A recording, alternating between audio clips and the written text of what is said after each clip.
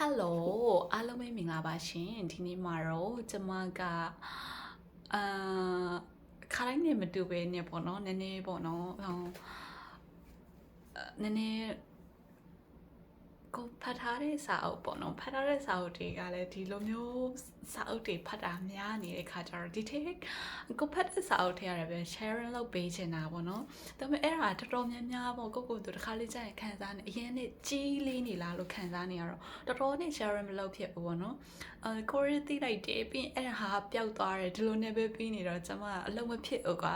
ဖတ်ပြီးတော့ပျောက်သွားတယ်ဆိုတော့တိတော့တိလိုက်တယ်ပေါ့နော်အုံနောက်ထဲမှာမှတ်တင်တာတော့မှတ်လိုက်တယ်ဒါမှအုံနောက်ဆိုတာလေကြာချီခံတဲ့ညမဟုတ်ဘူးလေမိတတ်တာပဲပေါ့နော်အဲ့တော့ကျမကကျမလည်းမြန်မာပြည်ပြန်မဲဆိုတဲ့ရွေးချက်ကရှိပြီးသားအဲ့ဒီမှာတခုခုပေါ့နော်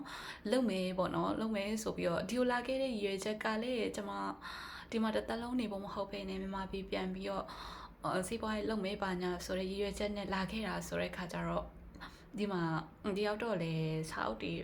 ဆရာပို့ပေးတဲ့စာအုပ်တွေအများကြီးဖတ်ပြတယ်ပေါ့နော်ဖတ်ပြတဲ့ခါကျတော့စာအုပ်မဖတ်ဘူးလားဆိုတော့မဟုတ်ဘူးဖတ်တယ်ဖတ်ပေမဲ့အကောင်လုံးကလေ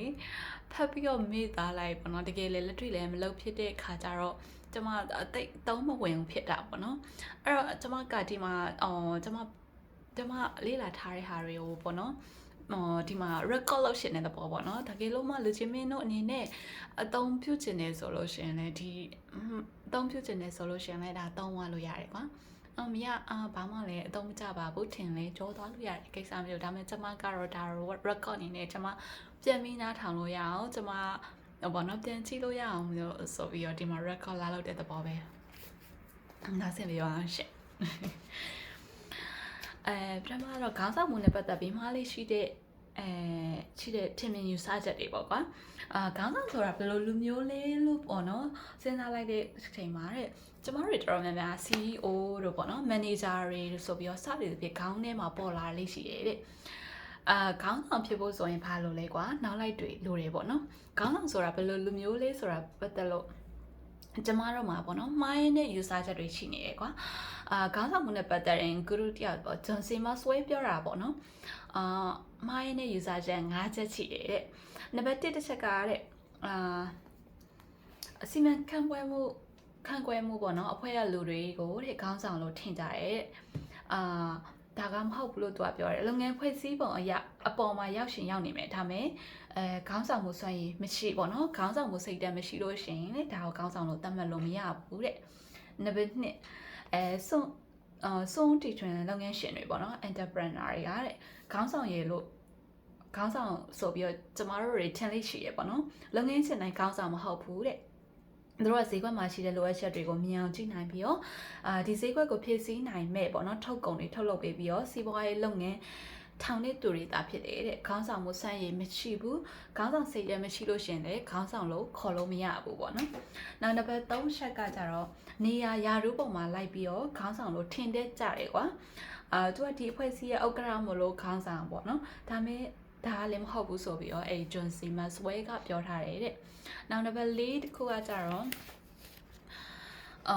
ကျမတို့ထင်တာပေါ့နော်အစပြိုးတဲ့သူတွေ pioneer တွေကိုလည်း leader လို့သတ်မှတ်လေးရှိတာကိစ္စတစ်ခုခုစ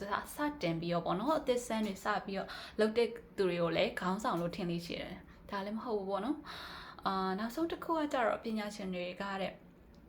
ပညာရှင်ဂရုတွေတဲ့